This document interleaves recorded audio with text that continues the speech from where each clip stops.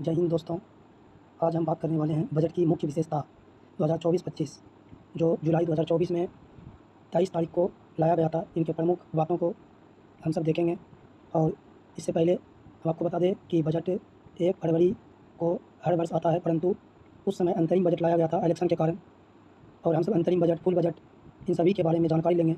परंतु अभी हम 2024-25 के बजट को देखेंगे। तो इनका सबसे पहला प्रावधान है कि विकसित भारत के हमारे लक्ष्य का रोड मैप में 4 मुख्य जो है जातियों पर ध्यान दिया गया है। तो पहला है गरीबी, उसके बाद है महिलाएं, युवा, फिर है अन्नदाता। इस 4 पर जो है मुख्य रूप से फोकस है बजट का। और बजट का मुख्य विषय जो है, जो थीम कह सकते हैं इसका, वो है रोजगार, कौशल प्रशिक्षण, एमएसएमई, मध्यम वर्ग आदि, इन सबों को आगे बढ़ाना। वहीं अगर हम बात करें विकसित भारत के लिए प्राथमिकताएं किस किस चीज़ पर दी गई है, तो कृषि में उत्पादकता और अनुकूलनीयता, अर्थात कृषि को बढ़ाने के लिए क्या क्या प्रयास किया जाए। सबसे पहले आप ये देखिए, इसमें परिवर्तनकारी कृषि अनुसंधान, अर्थात कृषि को बढ़ाने के लिए जो है कई सारे अनुसंधान किए जाएंगे। दूसरा है आत्मनिर्भरता, अर्थात जैसे सरसों, मूंग, तिल, सोयाबीन, सरसों या सूर्यमुखी, जो भी तेल निकालने वाला बीज होता है, उसके उत्पादन को देश में ही करना। अगला है राष्ट्रीय सहकारी नीति, जिसमें सहकारी क्षेत्र के प्रणालीगत व्यवस्थित और चहुमुखी विकास के लिए प्रावधान किया गया है। अगला है सब्जी उत्पादन और आपूर्ति श्रृंखला को बढ़ावा देना, जिससे क्या हो कि किसानों का जो सब्जी उत्पादन है वह समय पर क्या हो सके, मार्केट तक पहुंच सके। अगला है नई किस्मों की शुरुआत, इसमें जो है 109 नई जो है उच्च पैदावार वाली किस्मों को लाया जाएगा, जिसके द्वारा कृषि व्यवस्था को बेहतर किया जाएगा, अर्थात वह किसी भी क्लाइमेट में उत्पादन के लिए सक्षम होगा। अगर हम देखें यही, तो प्राकृतिक कृषि को यहाँ आगे बढ़ाने के लिए बात की गई है। अगले 2 वर्षों में पूरे देश में 1 करोड़ किसानों को प्रमाण पत्र और ब्रांडिंग द्वारा सहायता देकर प्राकृतिक कृषि शुरू की जाएगी। 1000 आवश्यकता आधारित जैव आदान संसाधन केंद्र स्थापित किए जाएंगे। अर्थात कहने का मतलब है कि जो है भारतीय कृषि पद्धति को आगे बढ़ाने की बात की गई है। और अगला है झींगा उत्पादन और निर्यात। झींगा जो श्रिम्प होता है, मछली छोटा छोटा सा, ठीक है, उसके उत्पादन को आगे बढ़ाने की बात कही गई है। और डिजिटल सार्वजनिक अवसंरचना, अर्थात 3 वर्षों में किसानों और उनकी ज़मीनों को इसमें शामिल किया जाएगा। 400 जिलों में डिजिटल फसल सर्वेक्षण किया जाएगा। जन समर्थन आधारित किसान क्रेडिट कार्ड जारी करना, ये सभी डिजिटल माध्यम से ही होगा।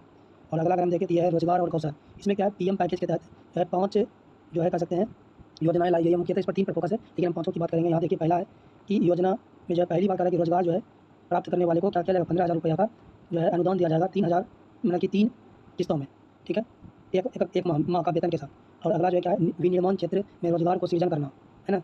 और अगला तीसरा योजना क्या है इसमें कि नियोक्ताओं को सहायता देना, अर्थात सरकारी नियोक्ताओं के जो है IPFO मतलब यहाँ होना चाहिए EPFO अंशदान के लिए उन्हें 2 वर्षों तक 3,000 रुपये प्रति माह की प्रतिपूर्ति करेगी। इससे 50 लाख नौकरी के सृजन होने की आशा है। EPFO आप जानते ही होंगे कि मजदूरों के लिए जो है पेंशन स्कीम की तरह कार्य करता है। अगला है कौशल प्रशिक्षण कार्यक्रम। इसमें क्या 5 वर्ष की अवधि में 20 लाख युवाओं को कौशल प्रशिक्षण दिया जाएगा। परिणाम उन्मुख दृष्टिकोण के साथ हब और स्पोक मॉडल में 1000 कहा है कि औद्योगिक प्रशिक्षण संस्थानों का उन्नयन किया जाएगा। इसी तरह से कौशल विकास किया जाएगा। यहाँ बताया गया है कि जो ज़्यादा कह सकते उच्च लेवल का, जो यहाँ देखिए तीसरे नंबर में यहाँ जो कहा जा रहा है कि जो उच्च लेवल की शिक्षा प्राप्त करना चाहता है उसके लिए सरकार क्या करेगी, 3% की वार्षिक ब्याज के आधार पर उसको सहायता दिया जाएगा महिलाओं को, ठीक। और देख सकते हैं कि मैंने कि इसमें बताया गया है कि कैसे आगे बढ़ाना है शिक्षा में। जैसे पहला है उद्यमियों के सहयोग से कामकाजी महिलाएं हॉस्टलों की स्थापना करके कामगारों में महिलाओं की अधिक भागीदारी को जो है सुविधाजनक बनाना तथा शिशु गृहों की स्थापना करना। अगला है सरकार संवर्धित निधि की गारंटी के साथ 7.5 लाख रुपए तक का ऋण। इससे प्रतिवर्ष 25,000 छात्रों को सहायता मिलने की आशा है। और अगर हम अभी आगे बढ़ते हैं तो यहाँ हम सब देखते हैं ये जो इसमें बताया गया कि विकसित भारत के लिए प्राथमिकताएं क्या क्या होगी उसके बारे में। इसमें क्या समावेशी मानव संसाधन विकास और सामाजिक न्याय। इसमें क्या है पूर्वोदय विकास की विरासत भी, अर्थात कहने का मतलब है कि आप सब सुने होंगे पूर्वोदय योजना के तहत कि पश्चिम बंगाल हुआ, झारखंड हुआ, बिहार हुआ, इस सब क्षेत्रों में क्या कर रही है सरकार, डीजल पेट्रोल का जो है ईंधनों का जो है पाइपलाइन बिछा रही। उसी तरह से अब इसमें जो है आंध्र प्रदेश को भी शामिल किया गया, इस सबों का जो है विकास किया जाएगा। इसके और यहाँ जो है गया में औद्योगिक नोड है ना के विकास के साथ अमृतसर कोलकाता औद्योगिक कॉरिडोर को भी बनाए जाने का प्रावधान रखा गया है।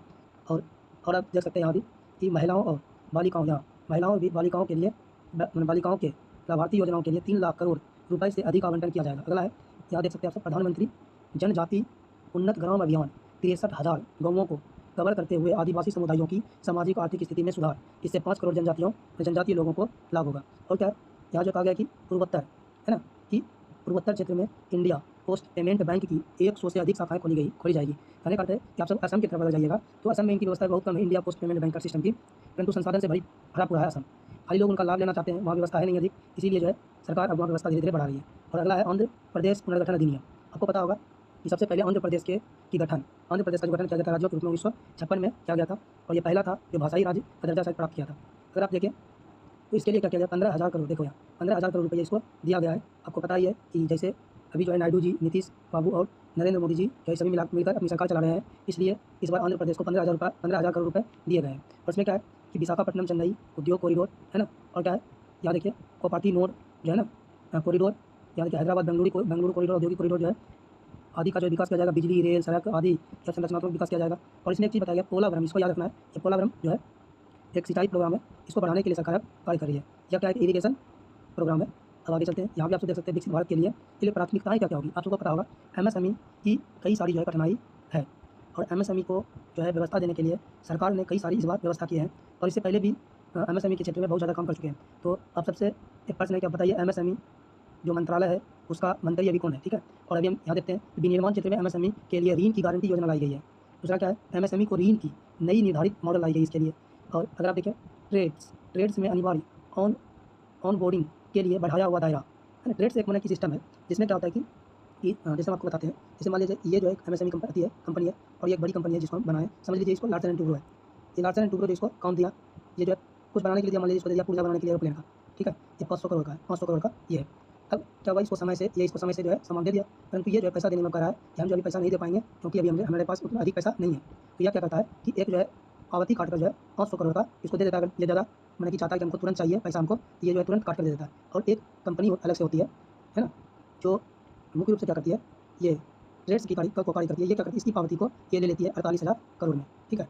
या कह सकते हैं यही 48,000 करोड़ में 2,000 करोड़ रुपये इसको बच गया और इसको जो है तुरंत रुपये मिल गया। यही जो मेरा क्या है ट्रेड सिस्टम, ठीक है, आपको समझ में भी आ गया होगा। और ये जो व्यवस्था बहुत पहले से चल रही है, परंतु ये अभी तक बहुत ज़्यादा सक्सेस नहीं हुई है। और अगर हम देखें तो मुद्रा ऋण तरुण श्रेणी में जो पहले 10 लाख रुपये ऋण दिया जाता था एमएसएमई को, लेकिन अब इसे बढ़ाकर 20 लाख रुपये कर दिया गया है। अगर और हम देखें खाद्य विकिरण, ठीक है, गुणवत्ता और सुरक्षा परिरक्षण के लिए एमएसएमई की इकाई का निर्माण किया गया है। स्ट्रेस अवधि के दौरान एमएसएमई को ऋण सहायता, अर्थात कहने का मतलब है स्ट्रेस जब होगा, अर्थात जब भी कोरोना का समय आ गया था तो आप सब देखे होंगे कि कपड़ा जो इंडस्ट्री है वो हमारा क्या हुआ, इस तरह से टूट गया। यहाँ जो है जो भी यहाँ से लोग निकला, बिहार के मजदूर, यूपी के मजदूर, यानी जगहों के मजदूर, तो क्या है कि मनरेगा में काम करने लगा, इसके कारण से इस जगह पे नहीं लोग रहे हैं। तमिलनाडु में सर्वाधिक जो इनका कारखाना है कपड़ा इंडस्ट्री का, लेकिन ये कपड़ा इंडस्ट्री अब बंद हो रही है।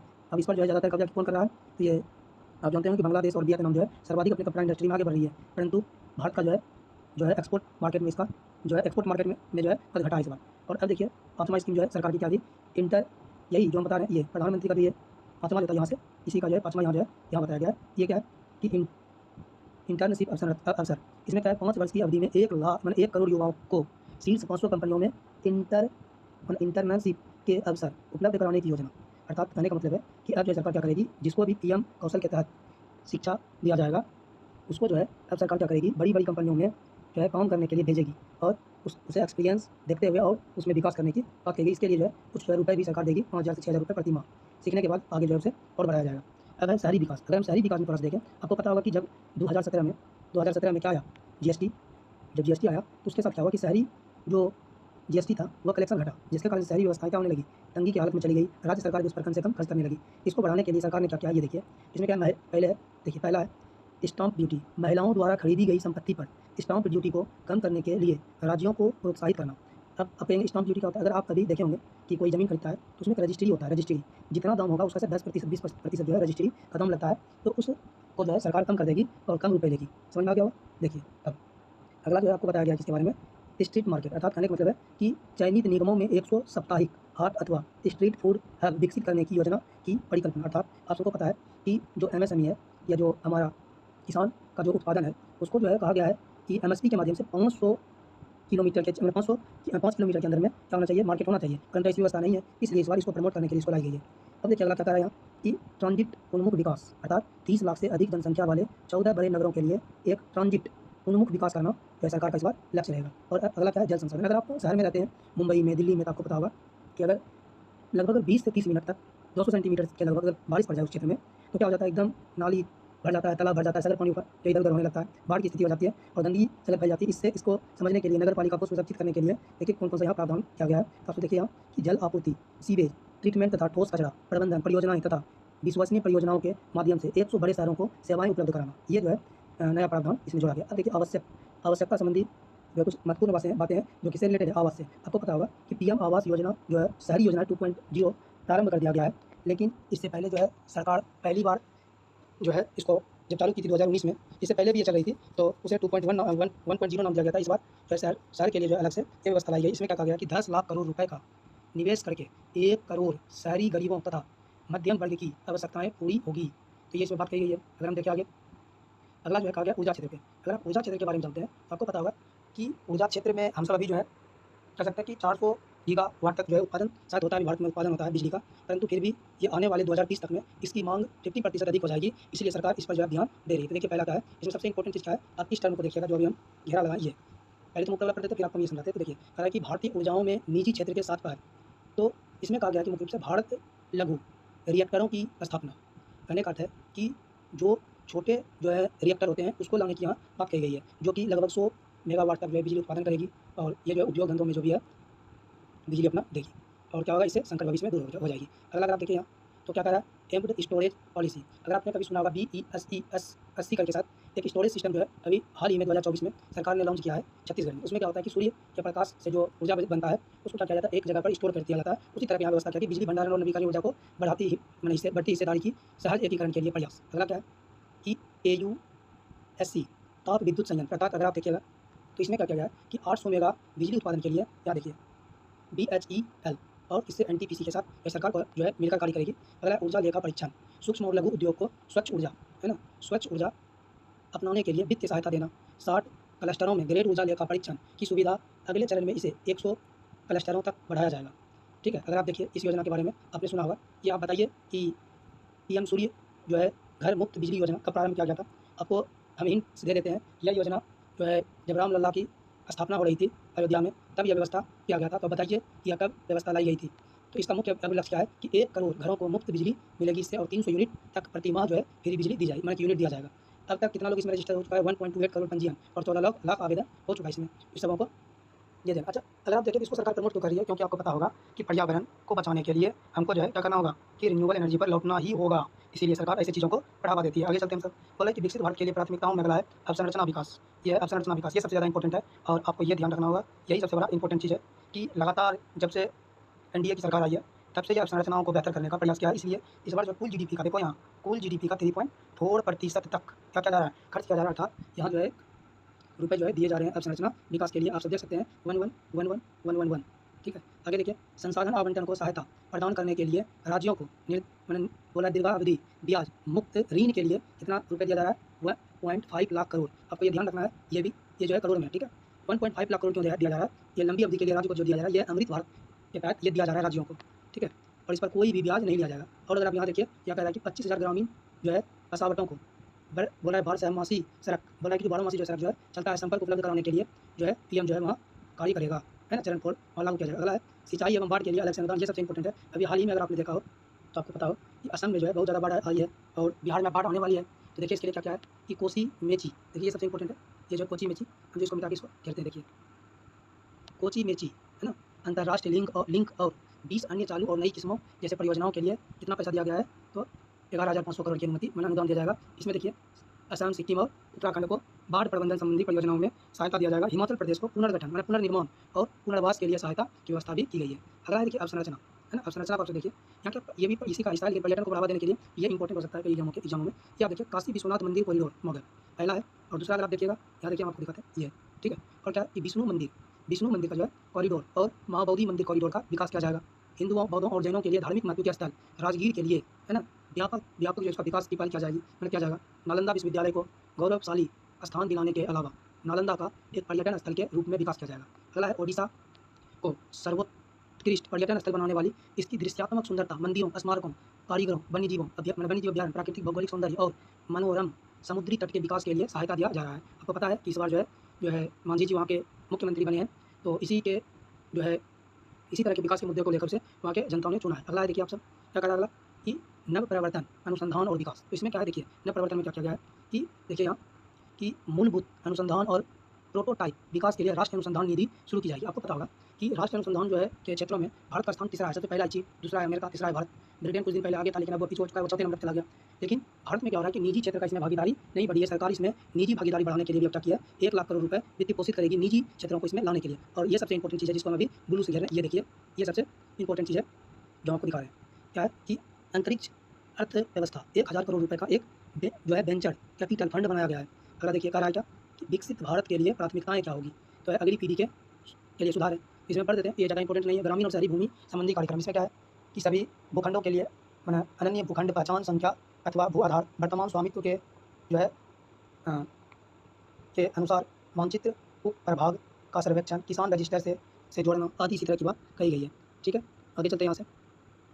और इसमें जो एक बात सबसे इंपॉर्टेंट है क्या है वो देखिए, यहाँ इस जगह पे क्या कहा गया है, इसको देखिए कि नई पेंशन योजना जो है संगत समस्याओं का समाधान करके आम नागरिकों के हितों की रक्षा करने तथा राजकोषीय दूरदर्शिता को बनाए रखने के लिए है ना जो है एक समाधान निकाला जाएगा। ये इसमें भी कहा गया है। अब इसको भी हम देखेंगे कि मजदूरी आर्थिक आधार क्या है। देखिए चालू खाता घाटा जो है अभी क्या हो रहा है कि आपको पता होगा कि पहले हम सब कहाँ थे 2015 में ये चालू खाता घाटा देखिए यहाँ से ये कम था, लेकिन अभी देखिए 2021 में देखिए ये बढ़ा हुआ है। क्यों? क्योंकि यहाँ कोरोना तो चालू खाता घाटा बढ़ा हुआ था। अच्छा, चालू खाता घाटा अगर आप नहीं जानते तो ये समझ लीजिए कि जो एक वर्ष में जो हम कुल जो है व्यापार जो करते हैं दूसरे देशों से, और उस व्यापार के द्वारा जो आयात हम अधिक करते हैं, भारत से भी आयात ज़्यादा करता है, निर्यात तो करते नहीं ज़्यादा, एक्सपोर्ट इकोनॉमी तो है नहीं चीन की तरह, तो आयात जब करते हैं तो क्या करते हैं ज़्यादा से ज़्यादा खर्च करते हैं सामानों पर, इसलिए बढ़ा हुआ प्रतीत होता है। भारत के हाथ में नहीं है, इसका सबसे बड़ा कारण है चालू खाता बढ़ने का कारण पेट्रोलियम पदार्थ भारत का नहीं है, प्लस हमारे पास क्रिटिकल मिनरल्स बहुत ज़्यादा नहीं है, प्लस विद्यार्थियों के द्वारा अधिक खर्च करना बाहर में जाकर पढ़ाई के क्षेत्रों में, इसके कारण जो ये खर्चा बढ़ता हुआ नजर आया है। आगे चलते हैं, इसमें भी देख लेते हैं।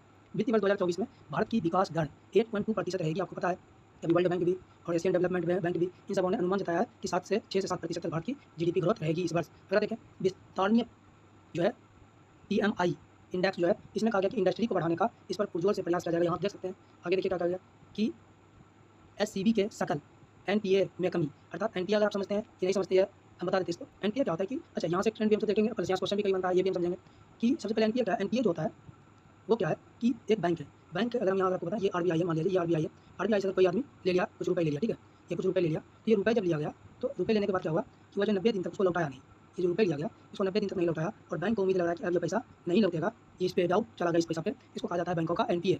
यहाँ सबसे बड़ा बात यही है कि इस सरकार की सबसे बड़ी विशेषता में है कि ये बैंक के NPA और बैंकिंग व्यवस्था को बहुत बढ़िया कार्य किया है, और इसमें और भी बढ़िया काम किया जैसे 370 को हटाना, ठीक है, आदि अन्य कार्य किए, परंतु कुछ गलत भी कार्य किए हैं, उस पर हम बाद में बात करेंगे। लेकिन आप सब ये देखिए कि NPA जो है क्या हुआ है, अभी ट्रेंड जो हम सब देख रहे हैं ये देखिए 2018 से, यहाँ से देखिए ये क्वेश्चन बन सकता है कि भारत का जो है NPA मतलब भारत में जो बैंकों का NPA लगातार घटा है 5 सालों में, आप सब देख सकते हैं कि सही है या गलत है, सही है, ठीक है, इसको ध्यान रखिएगा।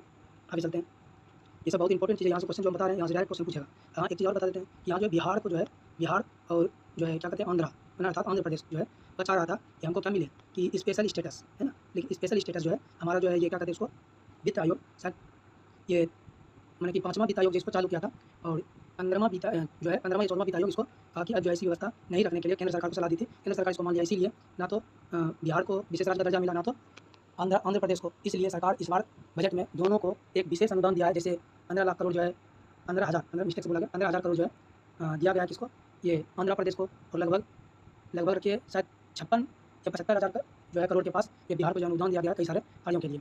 तो और अगर हम देखिए इसमें ये देखते हैं GDP की प्रतिशत के रूप में राजकोषीय घाटा, अगर राजकोषीय घाटा देखिए यहाँ क्या कि सबसे पहले अगर हम थोड़ा सा ट्रेंड को देखें 2018 की बात करें, 2018 में जो है ये ट्रेंड अगर देखें तो शायद 4.2 से जो है 3 से इसके बीच में था, लेकिन जब ये कोरोना आया इसके बाद क्या होने लगा, यहाँ देखिए ये एकदम अचानक से बढ़कर 9.2 हो गया। क्यों? क्योंकि आपको पता होगा डिमांड साइड जो है इन्फ्लेशन आया भारत में, है ना, और बाद में जो आपको पता है डिमांड साइड आया, कॉस्ट उस इन्फ्लेशन आया बाहर से, उसके बाद ये धीरे धीरे जो है घटना चालू हो चुका है, और सरकार अब यहाँ कह रही है कि इसको इस बार जो है 2024 में ये जो है 5.6% कुल जो है हमारा क्या रहेगा, राजकोषीय घाटा रहेगा। अच्छा राजकोषीय घाटा अगर आप समझना चाहते हो तो ये भी बता देते हैं राजकोषीय घाटा किसे कहते हैं। ऐसे अभी नीचे में आने वाला ही है, इसको कहते हैं कि कुल प्राप्त, छोड़िए हम नीचे आपको बताएंगे, संक्षेप में बताते हैं। कुल प्राप्ति में अगर हम अपने खर्चे को घटा देते हैं, मतलब कि कुल खर्चे में अगर हम अपने क्या कहते हैं प्राप्ति को घटा देते हैं तो जो बचता है वही क्या कहलाता है हमारा राजकोषीय घाटा। ठीक है, इसे समझाते हैं। देखिए अगर मान लीजिए मेरी कमाई अभी 10 रुपये है, ठीक है, मेरी कमाई कितनी है 10 रुपये, लेकिन हम चाहते हैं खर्चा हमारे पास 20 रुपये है और हम 10 रुपये हम कमा रहे हैं, तो 10 रुपये का घटा हो गया कि नहीं। यहाँ यही हुआ। अगर हम देश के स्तर पर देखें तो ये क्या हुआ, राजकोषीय घाटा। इसके लिए क्या करना पड़ेगा, देश को क्या करना पड़ेगा, ऋण लेना पड़ेगा इन से। चलिए आगे हम देखते हैं, आगे चलते हैं। यहाँ देखिए कि मुद्रास्फीति नियंत्रण, अगर मुद्रास्फीति को देखें तो ये मुद्रास्फीति जो है ये देखिए कहाँ पहुँच चुका था 2020 में 6.2, यहाँ देखिए 5.5, यहाँ देखिए 2022 में कितना हो गया 6.7, अभी देखिए कितना है 5.4। लेकिन आपको हम बता देते हैं कि एक RBI का जो है और केंद्र सरकार का जो है एक जो है कह सकते हैं संबंध मैंने एक व्यवस्था बनी है RBI की 1935 की जो है सेक्शन 45 से जो है प्रावधान निकाली गई है, जिसके द्वारा ये कहा गया है कि 4 + -2 ये जो है स्टैंडर्ड मात्रा का यहाँ इस्तेमाल किया गया है कि इसके अंदर ही क्या करेगी कि जो है RBI मुद्रास्फीति को बनाएगी। आपको पता होगा कि मुद्रास्फीति क्या होती है। मुद्रास्फीति वह अवस्था होती है जब किसी वस्तु या किसी रुपए का मूल्य गिर जाए, किसी वस्तु का मूल्य बढ़ जाए या क्या हो जाए, रुपए का मूल्य गिर जाए। जैसे पाकिस्तान का देखिए मूल्य धड़ाक से गिरा है ना, मूल्य तो पैसा का गिरेगा और वस्तु का मूल्य बढ़ेगा, इसी क्या कहते हैं मुद्रास्फीति। ये सब कई जगह एग्जामों में पूछा जा चुका है और ये सब आसान टर्म है, आप सबको ध्यान रखना चाहिए। लेकिन ये सबसे बहुत महत्वपूर्ण चीज़ आपको ध्यान रखना है कि मुद्रास्फीति क्या हुई है, घटी है, बढ़ी है, क्या हुई है, बढ़ी है, घटी है, बढ़ी है और घटी है। ठीक है, आगे चलते हैं। कर जो है व्यवस्था को अगर हम देखें तो कर व्यवस्था के बारे में आप थोड़ा समझ देखते हैं। इस बार कई लोग जो है कर को लेकर जो कई सारे समस्याएं में आ चुकी है। जैसे देखिए, इसे हम आपको अभी दिखा रहे हैं कि कर की व्यवस्था में क्या हो चुका है कि देखिए, कह रही है सरकार की आयकर ये जो आयकर की जो व्यवस्था है इसको जो है फिर से रिव्यू करने की बात की गई है। मतलब आयकर अधिनियम 1961 की धारा को समीक्षा करेगी। दूसरा क्या कह रहा है कि धर्मार्थ संस्थाएं एवं टीडीएस का सरलीकरण किया जाएगा। टीडीएस आपको पता होगा कि ये भी क्या होता है कि एक तरह के फंड ये होता है कि मजदूरों के लिए जो है कंपनी की व्यवस्था करती है, प्लस जो है टैक्स एक्ट देता है उसके लिए व्यवस्था होती है। अगला इसमें देखिए क्या होता है, मुकदमेबाजी और अपील। जैसे आपको पता होगा कि किसी कंपनी का जो है मामला कोर्ट में चला गया तो हेरा के तहत उस पर अलग से कार्रवाई होती थी, इसलिए अब उसको जो है तुरंत निपटाने के लिए इस तरह की व्यवस्थाएं लाई गई है। आगे देखें अगर तो क्या किया जाएगा कि कर आधार में वृद्धि की जाएगी। भारत में बताया गया इसमें इस बजट में कि 2.2 करोड़ लोग ही केवल क्या कर रहे हैं हमारे देश में जो है जीएसटी दे रहे हैं और अन्य लोग क्या कर रहे हैं इस जीएसटी का लाभ उठा रहे हैं, चोरी कर रहे हैं, इसलिए इसको बढ़ाने का बात कहा गया है। और अगर हम देखें थोड़ा सा तो यहाँ देखिए कि क्षेत्र विशिष्ट सीमा शुल्क के प्रस्ताव, इसमें क्या किया गया है कि देखिए यहाँ कि व्यापार में आसानी, शुल्क में व्युत्क्रमण को हटाने और विद्युत कि विवादों को कम करने के लिए कर संरचना की व्यवस्था की समीक्षा की गई है। इसमें आप देखिएगा कि कैंसर की 3 और दवाइयों पर सीमा शुल्क से पूर्णतः छूट, ठीक है, किफायती कर दिया गया है। अगला जो मोबाइल भी इंडस्ट्री है उस पर भी जो है जीएसटी कम कर दिया गया, 15% कर दिया गया है। और अगर आप देखिएगा सोना चांदी पर जो है जीएसटी 6% कर दिया गया है, जबकि प्लेटिनम पर पहले की तरह क्या है 6.4% बना हुआ ही है। झींगा उत्पादन को बढ़ाने के लिए सरकार ने इस पर जीएसटी कम कर दिया, 5% कर दिया। पहले इसकी शायद जीएसटी 6% तक थी। सोलर सेल और पैनलों के विनिर्माण को बढ़ावा देने के लिए भी इस पर क्या किया गया है, पूंजी जो है को बढ़ावा देने के लिए जीएसटी को कम कर दिया गया। 25 महत्वपूर्ण खनिजों के पूर्ति के लिए भी जीएसटी कम कर दिया गया। ये हो गया मेरा कर व्यवस्था। अब देखें प्रत्यक्ष कर की स्थापना के लिए देखें तो इसमें क्या किया गया, पूंजीगत लाभ को बढ़ाने के लिए क्या किया गया, कदम उठाया गया कि वित्तीय परिसंपत्ति पर लघु अवधि के लाभों को 20% कर लगेगा। अर्थात वित्तीय परिसंपत्ति पर लघु अवधि के लाभों पर 20% की कर लगेगा। कहने का मतलब यही है कि आप सुने होंगे सेबी, शेयर मार्केट नहीं तो आप सुने होंगे शेयर क्या होता है। जैसे मान लीजिए अच्छा, शेयर जो है कोई भी सरकारी संस्थान जारी नहीं कर सकती है, ठीक है, ये निजी कंपनी जारी करती है। यहाँ से कोई एक आदमी जो है इसको खरीदा, ठीक है, और मान लीजिए यहाँ 500 करोड़ रुपया यहाँ लगाया, उसका प्रॉफिट होकर यहाँ हो गया 1000 करोड़। अब क्या करेगी, इसका जो जब निकालेगा गया पैसा तो 500 करोड़ रुपये पे क्या लगेगा, 20% जीएसटी लग जाएगा लाभ पर। ये सरकारी बार क्या है, इसलिए आप देखेंगे जिस समय बजट आया तो ध्यान से जो है शेयर मार्केट नीचे गिरा। ठीक, आगे चलते हैं। अब ये क्या किया गया, इसमें भी देखिए आप कि जो पहले जो है कि जो है शेयर मार्केट आती जो है शेयर मार्केट जो है इस कारण से भी घटा क्योंकि दीर्घकालीन जो परिसंपत्ति है उस पर भी अब जो है जीएसटी को बढ़ाकर 12.5% कर दिया गया है।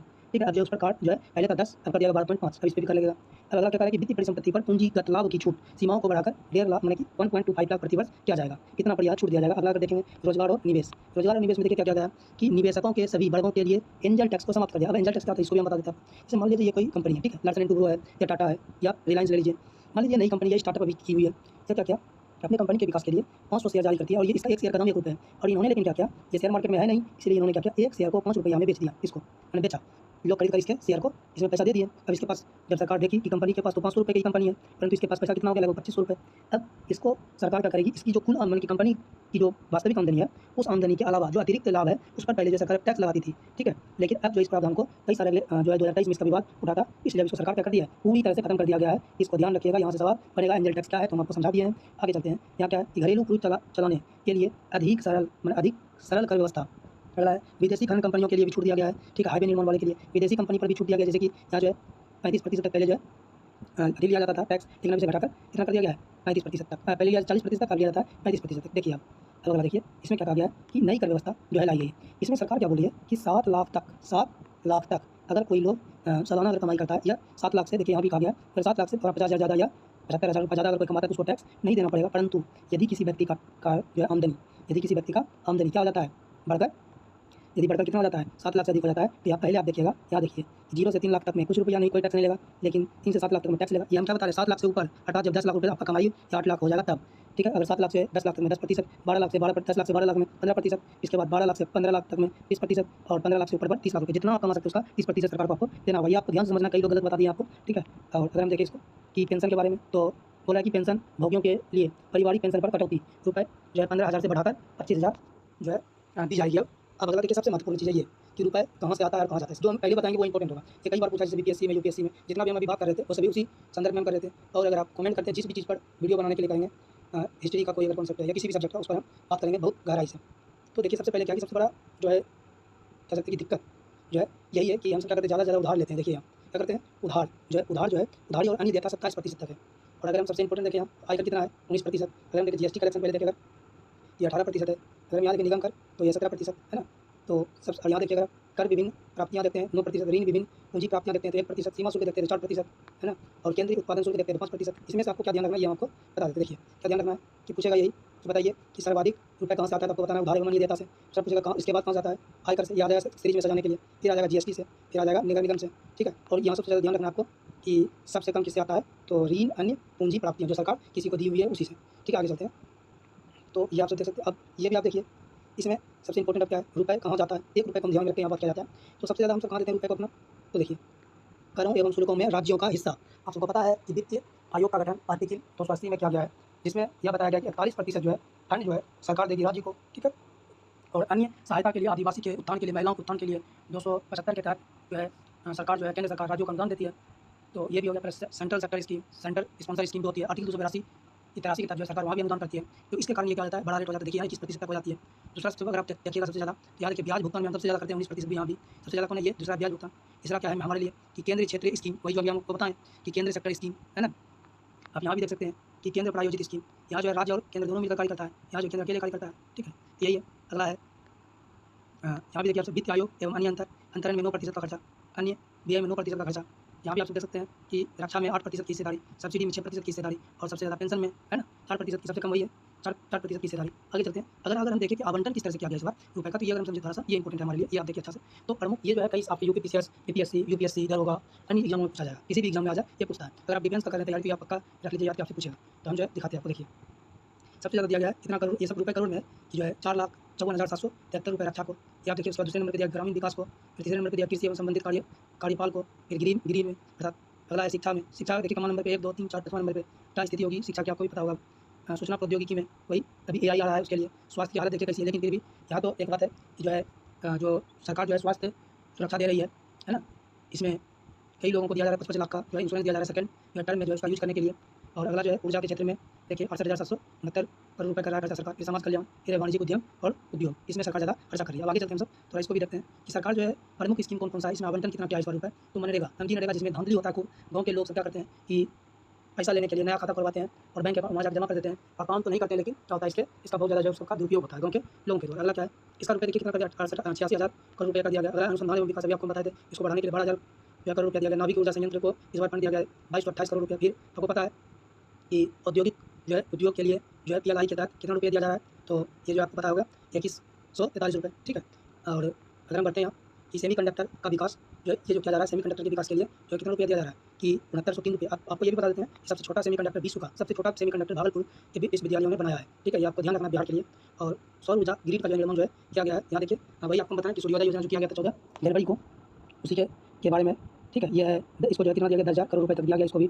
PLI आपको पता है 2.1 2.0 2.0 में से 1.0 और 2.0 चलाया गया था उज्ज्वला योजना के तहत, ठीक है। तो LPG इसके तहत क्या होता है कि जिसको सरकारी LPG मिला है उसको जो है 300 से 400 रुपये, अभी तो शायद 376 रुपये जो है आ रहा है फंड, वही जो है अभी लौटता है। प्लस 100 रुपये अगर आप ऑनलाइन ट्रांजेक्शन करते तो वो बचाता है लगभग 400 साढ़े 400 रुपये आपको जो है लगभग 500 रुपये आपको बचता है, ठीक है। आपको गैस जो है 400 रुपये में पड़ता है अभी सरकार के 30 लेने के बाद।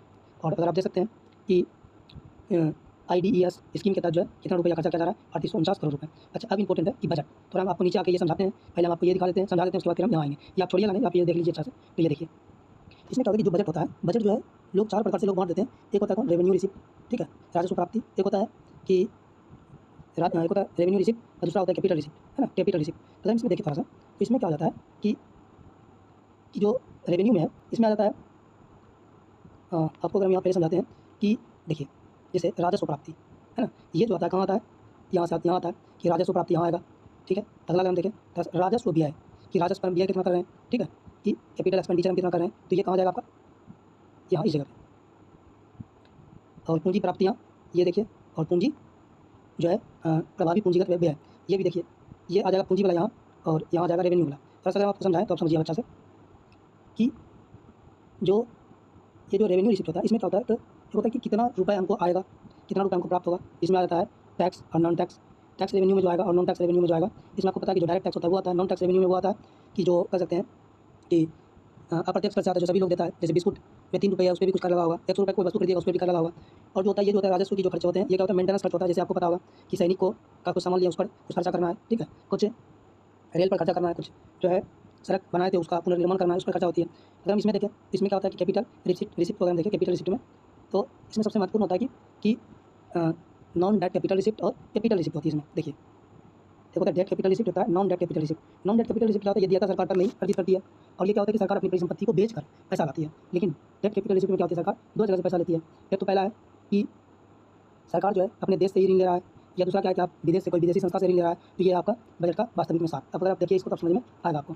देखिए ये क्या है कि पूंजीगत प्राप्ति क्या है, सरकार को इस वर्ष कितना प्राप्त होगा। तो आपको देखिए कि कुल जो है हमारा पहले जो है जीडीपी जो है उसका आकार कितना है, तो ये आप सब देखिए 37.1 करोड़ जो है क्या है मेरा राजस्व व्यय, ठीक है। और दूसरा हमको क्या है 15,000 जो है करोड़ 15 करोड़ रुपये, जो 15 लाख करोड़ जो है, हम लाख करोड़ में बात कर रहे हैं, यहाँ ध्यान रखिएगा, ठीक है। यहाँ 37.1 लाख करोड़ और यहाँ कितना है 15 लाख करोड़ रुपये का जो है बजट है, ठीक है हमारा। तो ये हो गया मेरा कुल व्यय, ये है मेरा व्यय, ठीक है। ये हम आपको फिजिकल डेफिसिट जो है यहीं से निकलता है, उसको हम बता देंगे यहीं यहाँ भी। तो ये मेरा लगभग कितना हो गया, लगभग अगर हम लेके चलें क्या हो गया मेरा 52 के आसपास लेके चलते हैं, 52.1, ठीक है।